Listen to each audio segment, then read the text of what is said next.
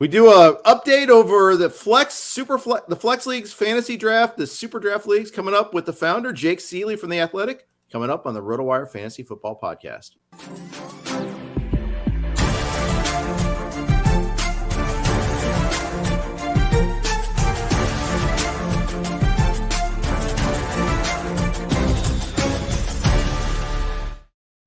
Hey, everybody. Welcome to the RotoWire Fantasy Football Podcast. Jeff Erickson here. And I am with Jake Ciely, the founder of the Flex Fantasy Leagues. I think that is – Flex stands for what, Jake, again, exactly? Fantasy Leagues of Experts. Thank you. Our friend, David Ganos, is the one that came up with that name. It's a great name. I love doing this league. You have a championship belt for the winner. Sadly, I lost in the finals last year in this league to Michael Florio. I had a crushing regular season. The guys that got me there all got hurt at the wrong time. Gronk, Fournette. I had all these guys, these super great late round bargains, and they all got hurt right at the wrong time, or it just came up just a little short. That and Michael had a fantastic finals week. That's how it runs into. Isn't that the worst too? I actually thought you were going to run away with it last year, the way that things were going. Yeah, but I kind of did until we got to the exact finals, and but that's the playoffs in fantasy football though too. You have to come up big in the right week, and you know that going in, so you need to be prepared for it. Just a few things didn't go my way, so it goes. But it's a great league, and I love doing Superflex leagues. It's one of my hobby horses. Is football. In football, the quarterback is the most important position, but fantasy doesn't treat it that way. You've got in many leagues like 10 to 12 quarterbacks that are starting for their respective teams. They go undrafted completely every single year in a single quarterback league. You don't do that in Superflex leagues. No, you actually see backups being drafted who don't even have jobs as of today, and that we're hoping that might have, because for everybody out there that isn't, and I'm with you, I've been on this campaign too, is like trying to get people to push towards Superflex. That's why we have Superflex in the Flex leagues, to try and show everybody what it's like. At least give it a try. One, right. Everybody's playing multiple leagues at this point. Just try one league this way. But because you just do the simple math, if you have 12 teams in your league, everybody has at least two quarterbacks. Well, then there's only now 8 teams left that even potentially have a starter for that third quarterback. So you have 4 teams right out of the gate, which if everything holds, which we know it won't, but if everything holds, you're already 4 teams that are going to have to play something else besides a quarterback in that Superflex spot. So yeah, you'll see, I mean, this. At the end of the draft, you see people like Desmond Ridder and Jimmy Garoppolo. Hopefully he gets traded. So it's really interesting. And yeah, as you saw last night, 5 straight quarterbacks off the start. Like even in the quote unquote experts, like fantasy analyst league, the quarterbacks, the first 5 picks, because that's how important they become. Fred and I were doing a baseball podcast together before this draft, and knowing that we're going to be drafting against each other, we're talking like he knew at 6, you're either going to get one of those 5 quarterbacks or you're going to get Taylor.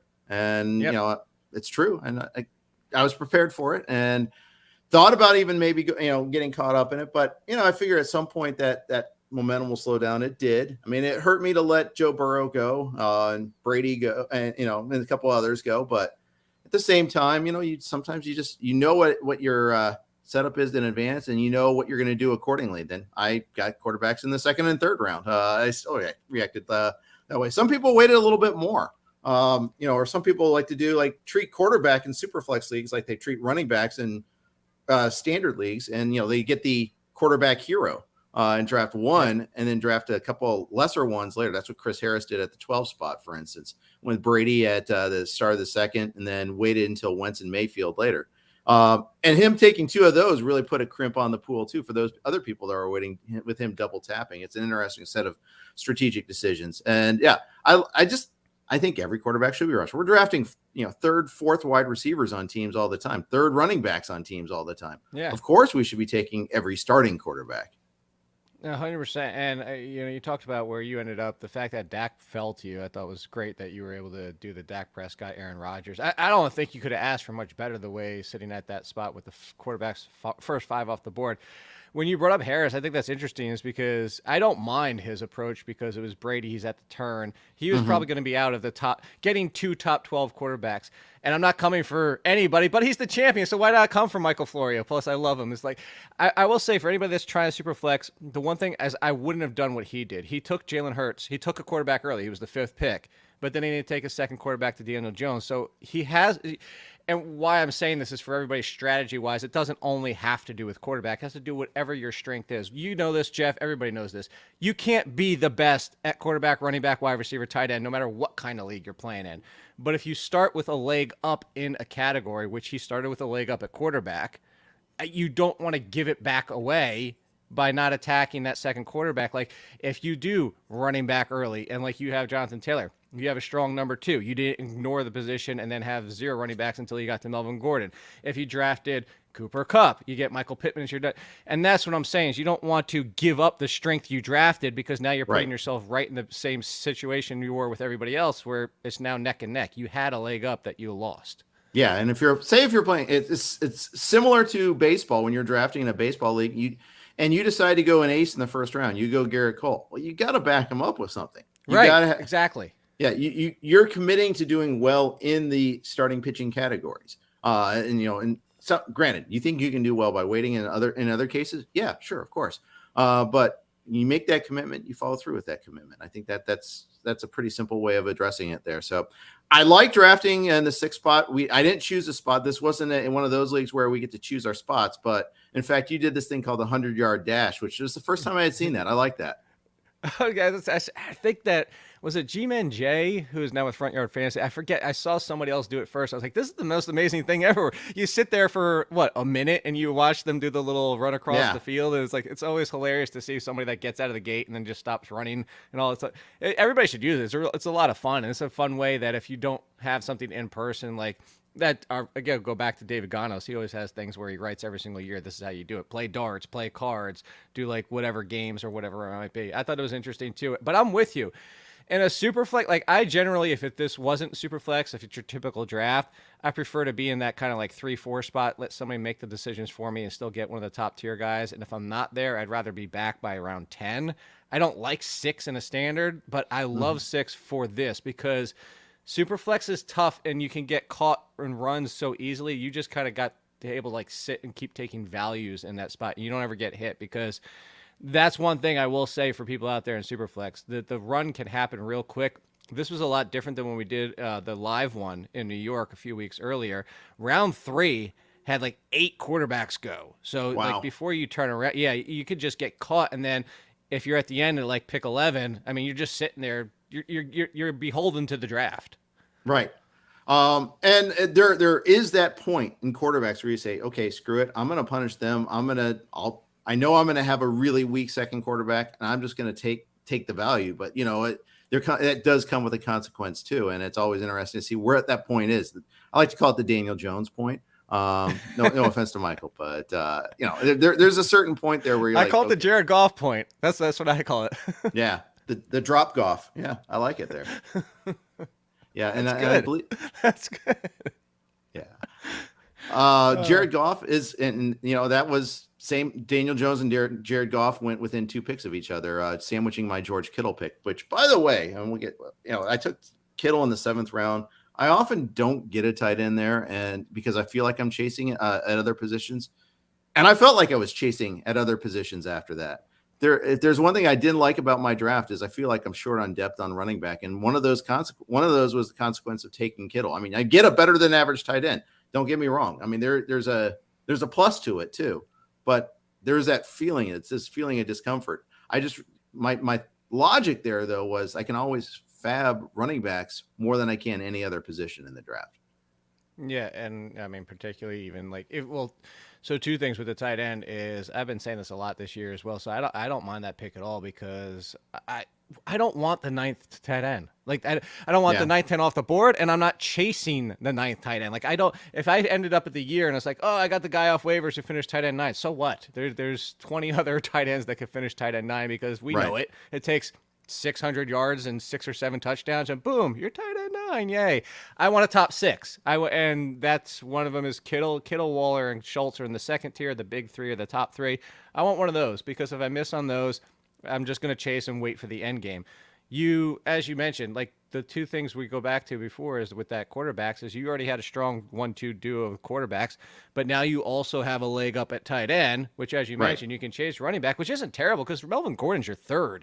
That's not awful in a league like this, and you have depth at wide receiver. You have a lot of threes that could potentially be twos, but now you can play that game a lot more, and just obviously Kittle could get hurt, but if he doesn't, you don't even have to worry about that for the rest of the year. Your fab, again, unless you lost a quarterback to an injury, like you're done. Your quarterbacks and tight ends, you're set for the year, which is nice. Right. Now you just can attack wide receiver and running back, and now you've kind of taken the variance out from what you need to do on waiver wire, which is something else that I think people need to look at too, is you kind of like narrow your options so you're not trying to chase 3 positions all year long and spending your fab, and by week 8 you're broke. Especially when you're an idiot like us and playing 1,000 leagues, and you need to kind of have you're going through your fab process. Okay, which night is this? What platform am I doing this on? Making sure you get your fab done every week and getting it done right. If you can streamline the process somehow, all the better. Yeah, I actually had a spreadsheet last year. A spreadsheet of like when all the waivers ran and what all nights, and I still the football diehards one, because it was the only league I played on RTS, and I was like, I missed it like twice, and I'm like, oh my gosh, and then you're ruined if you miss it twice, especially in early year, you're done. It's the worst feeling in the world when you've missed an early fab. It really is, and we've all done it at some point. And like you said, you got to have you had a spreadsheet. You got to have some mechanism. I try to save all my leagues in tabs and then open up the tabs every single day. And this is true for both baseball and football. But there are days when I'm traveling. There's days when, I'm doing a show early. Like I'm out on the Best Coast here at 7 a.m. doing this show. And, it's like, it changes my routine a little bit there, but it's fine. Yeah. Poor me. I get to write and talk about fantasy sports for a living. Don't worry about it. I'm fine. We have it so tough, Jeff, right? I know. It's a hard knock life, but only in America can we complain about. I'm looking at the teams too for like quarterback wise, and so the only person I think is kind of in a hole is probably Pianowski. But if you look at that, because of what he did, he basically, you mentioned like the hero zero, the bell cow running back. He went with McCaffrey, but there's 4 wide receivers. You see the strategy. It's ugly if you're looking only at the quarterbacks. Carr and Goff, you're probably, that's gross. Yeah. But if you end up in a position like that, and this goes back to what I said with Florio, but on the other side of it, is Pianowski looked at this and said, you know what, I'm not going to be one of the best at quarterbacks, just where I'm sitting. And, it was either tap the first quarterback as you did with Dak Prescott, which, again, I love how you got that set up, but he didn't, so he came back with Carr. And then he said, you know what, instead of trying to chase Carr and tag of Viola or Carr and Matt Ryan, he said, I'm going to dominate at wide receiver. My 3rd wide receiver is going to be DJ Moore. My 4th is Amon-Ra St. Brown. Yep. And then he still got Schultz. So that's the thing. I bring that up not to focus primarily on Scott's team, but again, I just want to point out for people that, especially in a super flex, you're going to have to pick your battles. Exactly right. And that's the other beautiful thing about Superflex. It's one of the things like I like about Scott Fishbowl is you're going to have to give up something. And you're going to, or at least you're going to have to figure out a strategy for that without getting the top guy off that particular market. Like in an auction, you can kind of go stars and scrubs. Yeah. And just normal, and I should say not normal, but standard snake drafts, you've got, a lot of different strategies, but it's just one more thing you have to worry about. Waiting on quarterbacks, it can be punishing and justifiably so. And I love that about this format here. Talking about the super flex leagues, we're going to talk about my players in a second, but first a quick note from our friends on the Blue Wire Network. All right, we're back. I'm Jeff. He's Jake Ciely from The Athletic. Jake, you got a show coming up in about 45 minutes. Tell everybody how many shows you have and what you're doing over at the Athletic. How many shows do you have? A lot of them. So, this show is All in Football. It's my podcast. This today is Chris Meany and stepmom Lauren Carpenter's on it as well. That's 3 times a week. Have the Athletic Fantasy Football Podcast, which is twice a week. And then I'm on with Pat Mayo every single week, as well as people know that. But over at the Athletic is where you can find everything, the rankings, the customizable projections, which you can sit here and say, hey, guess what? I agree with Jeff. Jake's an idiot. I'm going to change your projections. Well, it resourced them for you so you can see how it will work out if you wanted to say George Pickens is going to get a 20% target share. So that's over there. And then I know you love this as much as I do, Jeff. I did last year's trash article this week because people hate in fantasy when they get burned and they write people off and never go back to them, and that's where we get the values. That's where we benefit because people are ticked off, and then we get discounts. Yeah, it's the never again versus the he owes me school of thought. Yes, there. And yes. he owes me tends to do better than never again. And never again, you start kind of limiting yourself on who you can go with, and then they'll burn you too. And football, you get burned. I mean, let's face it. Injuries happen. So many positions are role dependent, especially running back, not getting that goal line carry. It's just devastating at times. Not getting targets, not getting that. I ended up Ross Melvin Gordon, but I am a Javonte Williams honk like everybody else. I love Javonte Williams. I want to see more from him. But Melvin Gordon doesn't suck. He's just a guy. He's, happen. And teams believe in depth. They want to vary the workload. So, you get guys like that have value too. I could not agree more, and actually love. I'll compliment Florio since I came for him earlier in the show, but sure. Like one of my favorites in the article. Of course, it sounds like he's turning the corner health wise. Health is going to matter, but I love some Juju Smith-Schuster as people got burned by him last year and be like, I never want to go back again. He just went from one of the worst quarterbacks over the past 3 years to one of the best quarterbacks in history. And everybody's just trying to chase, Marquez Valdez-Scantling and Mecole Hardman. And I actually do like your depth shot of Sky Moore because now he's down in the 10th, 11th round. But before that, this a few weeks ago, everybody was drafting Sky Moore mid-rounds because it's going to be the rookie. But hey, how about the big slot guy who just came in and moved from Ben Roethlisberger to Patrick Mahomes? So I love some last year's trash every single time. Yeah, and Juju was a guy who was going in the second round a couple of years ago. I mean, it's not that long ago. No. It's just wild to see the value changes and how quickly that can flip around there. But yes, I love some Juju. I think it was Cooter Doodle who suggested on the Fantasy Life newsletter, just get a chief somewhere. Find a chief at some point in time. They're not that expensive. And it's, you're getting a part of the best offense out there. Now, granted, you have to figure out when to start them and you have to kind of figure that out. But I like a little bit of Sky Moore here and there. I'm kind of tired of making Mecole Hardman happen. And it seems like he's now fourth choice in that wide receiving core. So maybe we can get a pass to that. But I know a lot of people are tired of Clyde Edwards-Helaire too, for that matter. And that's why everybody loves themselves some Isaiah Pacheco this year, in the last 2 weeks at least. That said, I've seen that fervor on Pacheco cooling off recently. I've seen it come. It's funny. Just you could almost like the stock, Bitcoin. Basically, he's going like this. It's because the excitement, and I love that you brought up Edwards-Helaire because he's kind of last year's trash, but he's a victim. Well, I'll compare this. I always talk about Baker Mayfield, but also from a real life standpoint, is Baker Mayfield was a victim of the hype. Like he was never going to be a top 5 quarterback, but the hype and the insanity coming out of college, the people loved him because of the personality and stuff like that, and the excitement. And he doesn't care and all that type of stuff. And then you look at it and it's like, you know what? He's an okay quarterback. I would take him over Daniel Jones, but at the same time, it's like he was a victim of his own hype. That's what happened with Clyde Edwards-Helaire. You remember it. We sat here as Clyde Edwards-Helaire.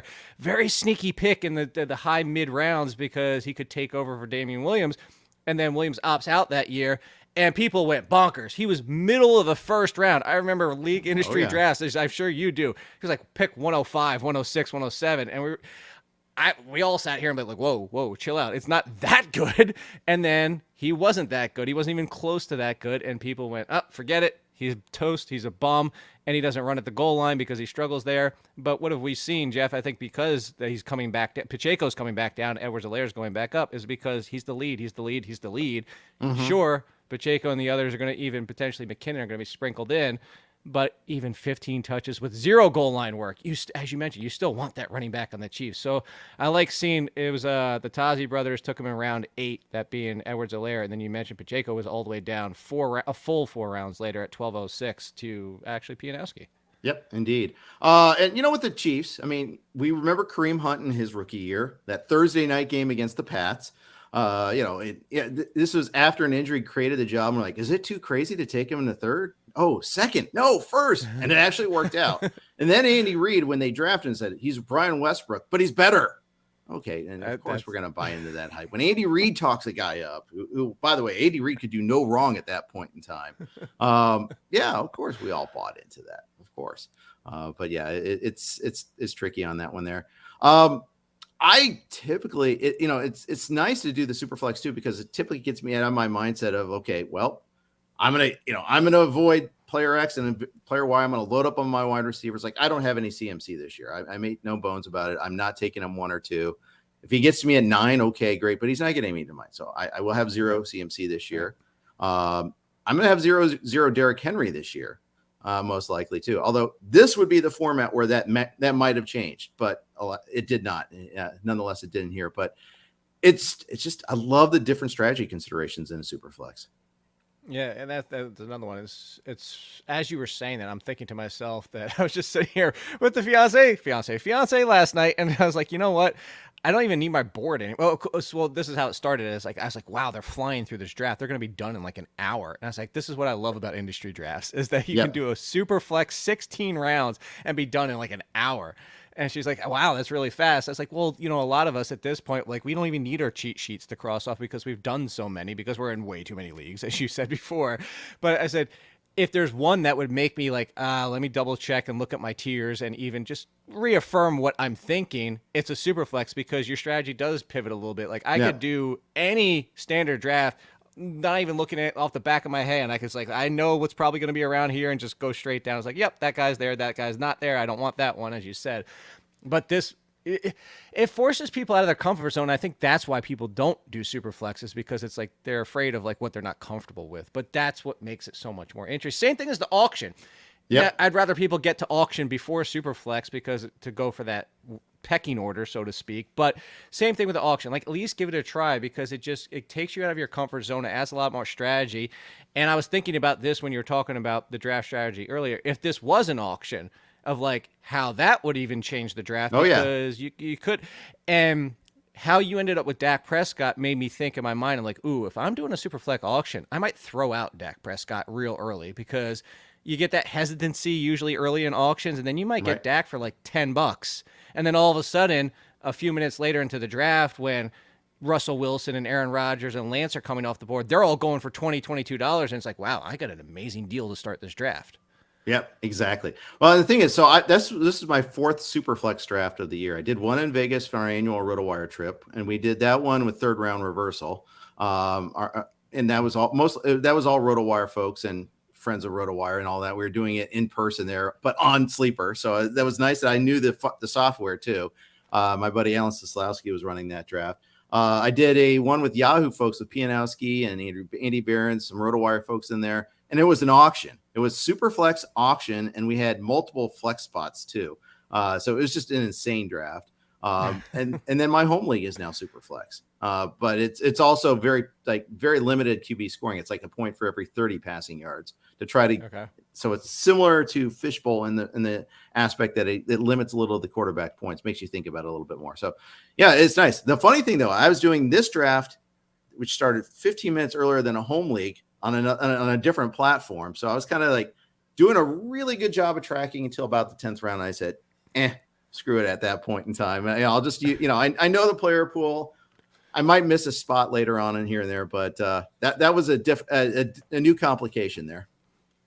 Trying to do the 2 at once. I'm sure you've done it. Try to do the 2 at once and a podcast and all at the same time. And you're like clicking through all the tabs. And again, we're complaining about one of the best jobs in the world, but yeah, it can definitely excuse. But my home league, finally, we've been doing this for now 14 years. It's an auction for a really long time with keepers. This is the first year we're headed towards Superflex auction to really go like, you want to get out of your comfort zone. That's going to be, I think a lot of people are going to be shocked at how these things end up. Was there some kicking and screaming with that switch over?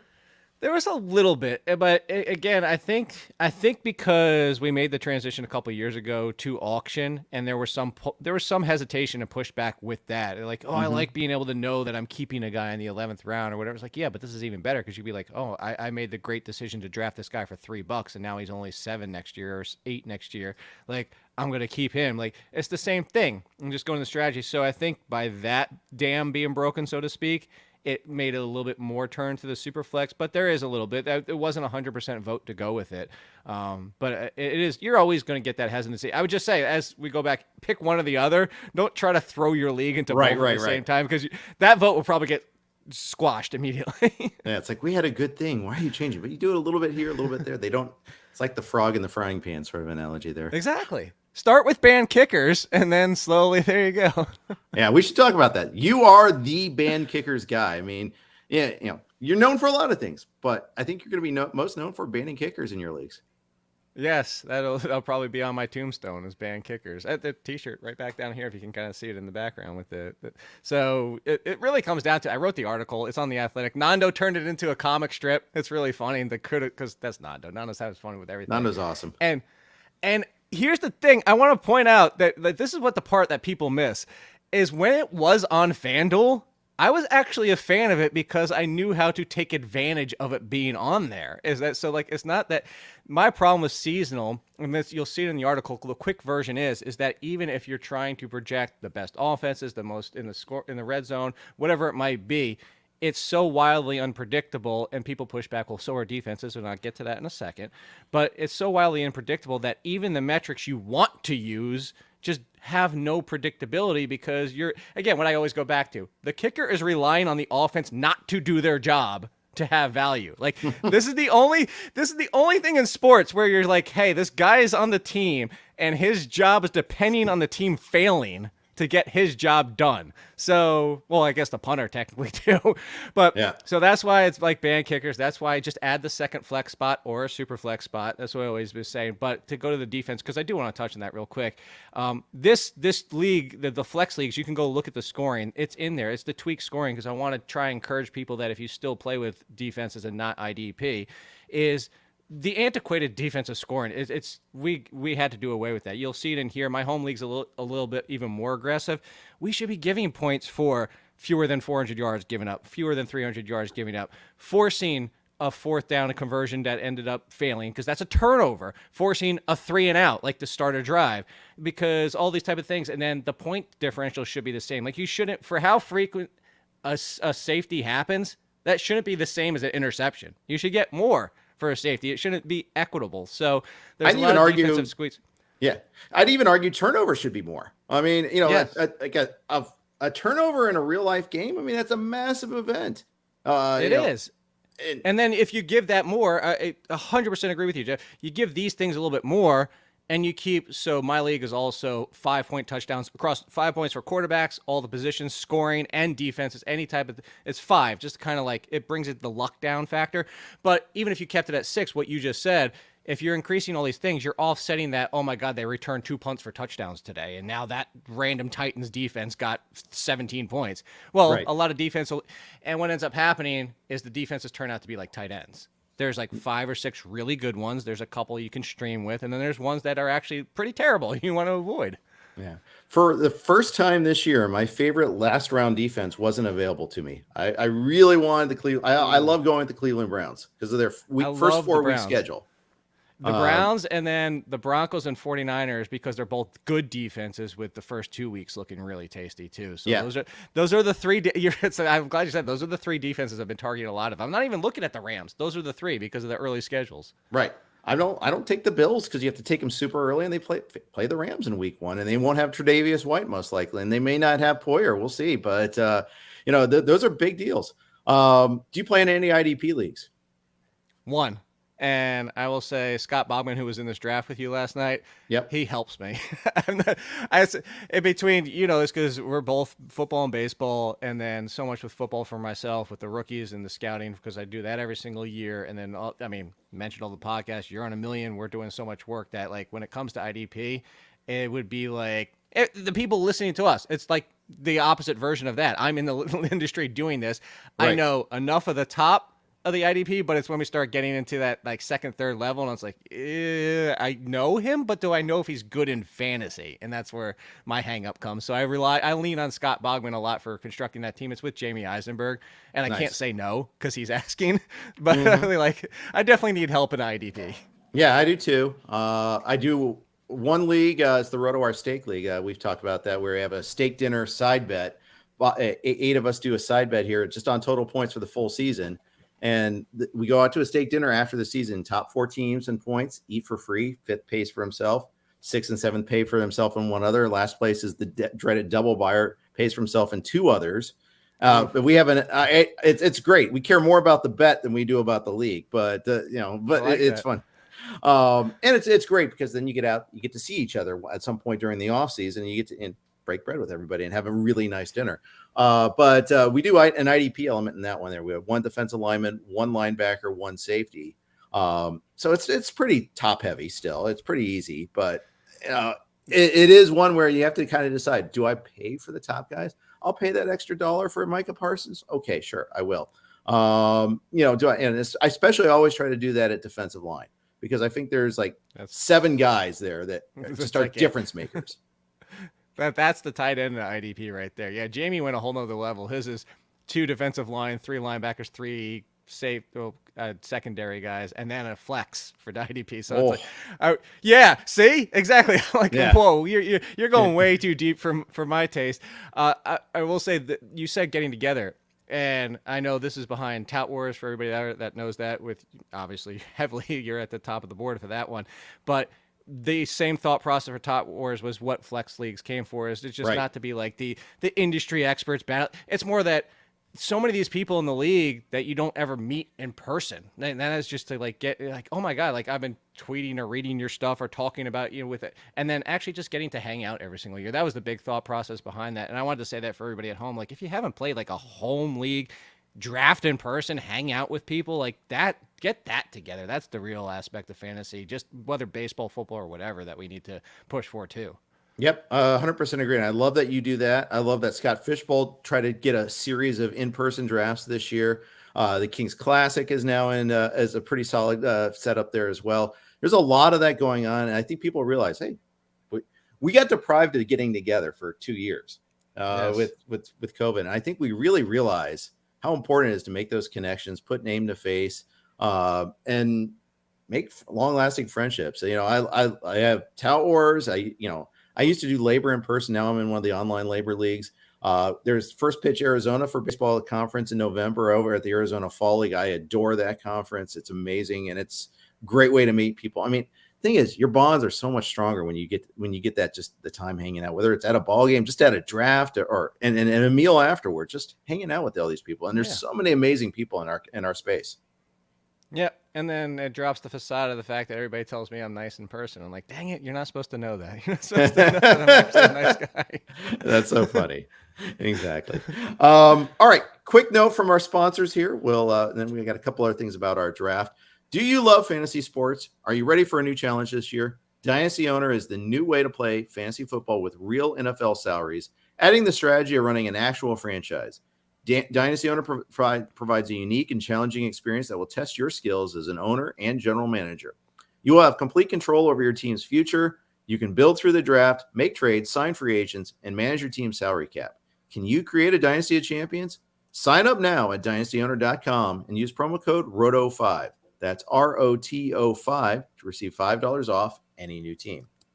I'm here with Jake Ciely from The Athletic, and that's another example of ways we can play this game. It's just really exploded in the last 10 years, just the diversification of the different ways we can play fantasy football. And I just absolutely love it, whether it's for positions wise, or whether it's how you roster the players, whether there's keepers. It's just, I just love that there's so many different ways to play, and you can find your way now. Yeah, and that's the biggest thing too is, we sit here and say, try this, do this, do that. You don't have to. Like, play the way you want. If you want to play with kickers, go play with kickers. Like if you want 2 kicker spots, whatever it is, play how you want to play, because there are so many ways and so many different aspects. Like we're suggesting these to try more and say like, this is the quote unquote better way to play, but you don't have to agree with us. But if at least give these things a try, just, like, open yourself up to more ways to play. It just adds a whole nother level, whether it is IDP or not. And as you can say, you can like sprinkle yourself in. You can dip your toe. If you're going to play IDP, do it with like 2 or 3 players. Just dip your toe in and see if you like it and see if you don't. Exactly right. Same thing. Like I used to play big time in college fantasy football. I'm in one league now and I'm dead money, but I used to be so into it. Coincidentally, I have kids, and Saturdays are occupied now. But so I used to watch like every conference, every game. I knew about LaDainian Tomlinson when he was as a college player. You start paying attention to the smaller schools, not even super small schools, but just even like the Mountain West. You don't get a whole lot of exposure to it unless you're trying to, but you start to know when these guys come in. And it's a huge advantage for your fantasy leagues when they get drafted in the NFL too. Yeah, I remember those days. I played in one of those leagues where you could pick anybody at any position. It was just every single week. It was almost kind of like DFS without the pricing. It was just you could pick anybody. Oh my gosh, attacking like the Fresno States of the world every single week was because like everybody just immediately goes for the big schools, and you're like, no, this is where those crazy scoring players are. June Jones at Hawaii was a cheat code there, and oh my God. I used to do a radio segment on the Hawaii radio station. Still do it, but the host that I did it with before goes, "Hey, there's this kid named Devon Bess. He's going to be a starter as a freshman this year. He's that good. Got him like the 15th round as a keeper league. So you kept him at the round you got him in. Oh, that was beautiful. College keeper league. That's about as nuts as it gets. We had a recruiting element, so you could bid one of your round picks to get the recruit. So when Adrian Peterson was a freshman, someone used their first round pick on Adrian Peterson. So it's like that's how long ago it was, by the way, too.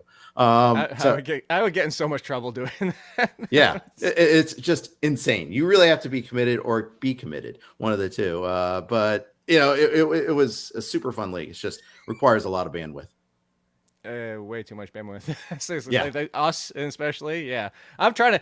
I actually, Jeff, I kept my managed team. So best ball for everybody out. Obviously, we have a ton of best ball because we draft and we're done. Yay, fun. We love that. That's the easy. Yeah. So I actually kept my leagues to single digits this year. So do not ask me to get into another league. I somehow did it. How did you do that? I said no to a lot of people, unfortunately. Yeah, I bet. Yeah. I'm trying to get okay, well, this guy needs to fly a little bit more. I have a new co-host on radio. Let's get him this draft. Yeah. You got to kind of couch it like that. But yeah, exactly. So it should be but yeah, I keep saying I'm going to cut down and now I'm at 20. It's like, what are you doing? But again, for me, work in fantasy, blah, blah, blah. All right. So you can, how many of those managed leagues have you drafted so far and how many do you have left? I've done 6 now that I've managed. Actually, I'm in a 6th right now. It's a Guillotine league. Okay. With Fabiano and Paul Charchian. So that's interesting. Everybody's never tried a Guillotine league. Try that too. That's one for everybody out there. If you're the lowest scorer, you're done. Your league's over. But your team is now open on waivers. Everybody that you had is now on waivers for everybody else to pick and choose from. Another strategy, because do you do top heavy? Do you try to get some balance to survive a few weeks and then pick up off the waivers? Do you bid aggressively at the beginning of the season? Whole interesting strategy. Plus, the downside is that you're already done, but that can also be the good thing because you clear one out of your bank of having to try to figure things out. But so that's 6, and then I have my home league. I have 3 more to go. There's 9. That's why I said do not give me any more. I'm at 9. I'm not going double digits. Yeah, you can no longer say that. You'll be made a liar out of you. But it's the greatest format ever. You got to try it. Oh, Guillotine. I did Guillotine for the first time last year. Did 2 of them, and I ran into that. Do you bid heavily early? And I made it to the finals in one of them. So that was like a continuing commitment. And then you get to these super teams at the end and okay. Oh my God. The teams at the end, like once you're in the championship game, it really is just like whose DFS team's going to do better. Yeah. It's a 2-man DFS contest there. It's really kind of crazy. You have like 10 guys that you don't have a choice at there. And otherwise you get the rest of them there. So yeah. It's a super fun format there. Who's your most rostered player so far? Ooh, that's a really good question. I would have to say Juju is up there, but I think it's actually Cam Akers. Mostly because I know the hesitancy that people have for Cam Akers because of last year didn't look good. I keep hitting this. I'm banging the table. One of the things I say every single year, Jeff, besides band kickers, is that listen and watch what the teams tell us. And, of course, things can go sideways, but this is what we try to do in the preseason, listen and watch what they're telling us. Cam Akers came back, we all know this, from an injury you're not supposed to come back from, maybe at all, let alone that quickly.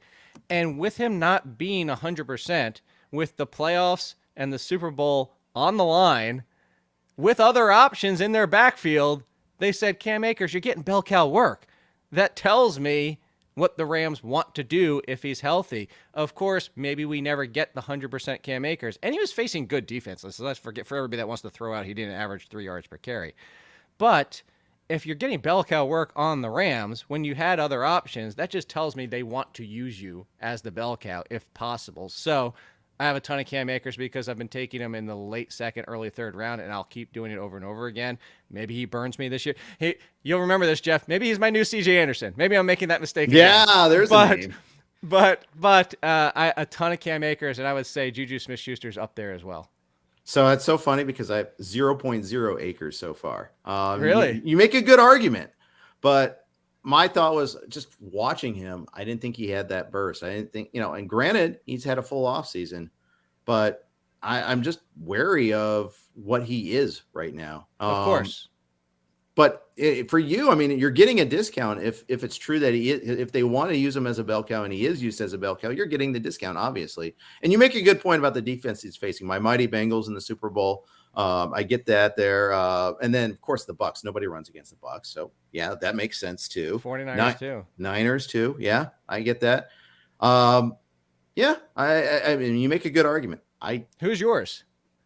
Most rostered is, believe it or not, I take Jefferson at 1.2, and for some reason, 2 has been where I've been landing on almost everywhere in these drafts. So I have a ton of Jefferson this year, which is boring because, hey, it's a first-round player. I mean, everybody should, you want to have guys that are, frequently rostered there. Looking a little bit later in drafts, I'm trying to think about that. I need to curate my drafts. I've done a very poor job, but this is also. I have a lot of Dalton Schultz, too. Because Michael Gallup's not going to be ready 100% for the season. And I keep comparing him to Waller, and while I'll wait instead of taking Waller a round or two earlier than Schultz, I'll just take Schultz, is because what do we know about Waller? He could be the 3. Hunter Renfrow didn't disappear. He's battling with Renfrow. He's probably the 2, but he's battling. You look across Kittle. I love your Kittle pick, but at the same time, what if he is the 3? What if it's Debo, Ayuk, then Kittle? I'm not saying that's likely to happen, but I'm pointing these scenarios out to say, what do we know about Schultz? He is 100% the number 2. Maybe Michael Gallup comes back and gets to 100% by October, and now he's the 3. But even last year, with Amari Cooper still there, even as the 3, he was a top 3 tight end. So I have a ton of Dalton Schultz so far this year. Yeah, and I get a good argument for him too. I have no Waller, by the way. I'm scared to death of Waller. I have no Waller too. 0 so far. I'm just not taking him in the 5th round. Not doing it. Yeah, I'm 4th. And he missed practice again this week after saying that the hamstring injury is no big deal, and maybe it's just a rest day. Maybe it's fine, but I'm scared to death of both Waller and Jacobs this year. I don't have any of either of those guys. Yeah, the hamstring injury, like I wasn't afraid of Drake London at all, even on the Falcons, but this is now what we're still not practicing. And I'll give you another one, like Robbie Anderson. I was all in like, hey, 2 years ago, Robbie Anderson was 1 spot behind DJ Moore. Not that I think he's going to finish as a top 30 wide receiver, but he got Baker Mayfield. And it's Robbie Anderson hasn't practiced for like 2.5 weeks now. And it's like, yeah, these hamstring soft tissues where you're missing almost the entire preseason, it makes me go, those are the ones I'm starting to pull back on injury-wise. Right. And moreover, it's in the preseason training camp time, you're not beholden to the injury report. You don't have to let us know.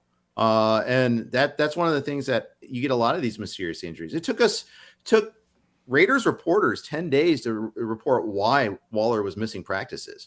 Yeah. Some people thought it was a holdout or a hold in. Of some sort. He was spotted at a baseball game. He was spotted here. Okay.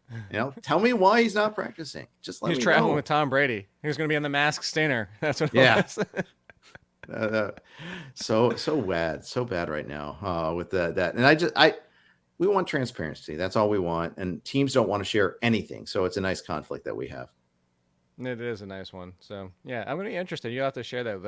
I find it kind of curious to say. Just don't say my guys, Jeff, because everybody says my guys now. That's just become like the cliche word to use. My guys. Yes, exactly. Okay, well, I will find it. And I can't say my portfolio. That's really P&L's bit. I got to come up with another way of saying it there. But I do love your. I didn't even notice this before. I love your George Pickens 12.7 pick. Oh yeah, I love it. So go ahead. That was the first time I got Pickens this year, and I got him 12 minutes later in my home league draft at the same time. Oh, really? Yeah. So I got double Pickens yesterday, and I'm very happy about that, especially because he wasn't juiced up. In other leagues, he gets juiced up now. And that's the biggest thing is I love the talent. I don't want to like knock players and be like, I'm happy you're like I joked and say, oh, Claypool sucks for you. You just drafted you announced the better wide receiver.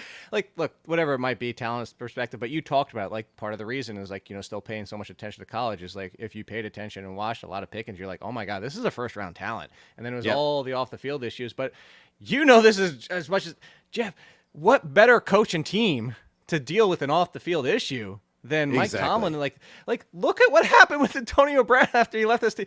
He had a teammate hang out and make sure there was always somebody like basically shadowing Antonio Brown when he went out into public because he knows how to handle people that have concerns. And you put him there and you're just getting somebody to maximize your talent. I don't even care if it's Trubisky all year long. I don't care if it's Pickett all year long. I think Pickens is going to be a great late round pick. I love that you got him in the 12th round. Yeah, I was pretty happy about that. If only we had any sort of guide on how the Steelers draft picks will do as wide receivers. If only we had seen any of that before. But yeah, it's great. He went at 1.5 in my Dynasty draft that started yesterday too. Wow. I went Olave at 1.3, and then London went 1.4. I'm an Olave honk. I'll admit that. And then Pickens went 1.5 ahead of Garrett Wilson, ahead of some of the other first round wide receiver picks there. And I can see it. I can see it there. I think it was a savvy pick. Our buddy Brad Ziegler made that pick there. So I'm in his league there. It's a dynasty league. It's a fun league that we play in there. I know you got a podcast coming up here, so we're going to let you go. Yes. Good luck on that. Looking forward to last year's trash. Looking forward to hearing and seeing more about that. And this is a fun league. Thanks for having me in Flex, and thanks for joining me today. No, thanks for always being a willing participant, and thanks for having me on. I always love having this league and seeing the results and criticizing teams, but more praising them. I loved your team, Jeff. Oh, thank you much. Appreciate you. All right, Jake Ciely, everybody at All In Kid. Follow him on Twitter, and of course, read him on The Athletic. Listen to him on his various ventures, and we appreciate his time, and we appreciate your time listening to us. Thanks for listening to the RotoWire. Have a great day.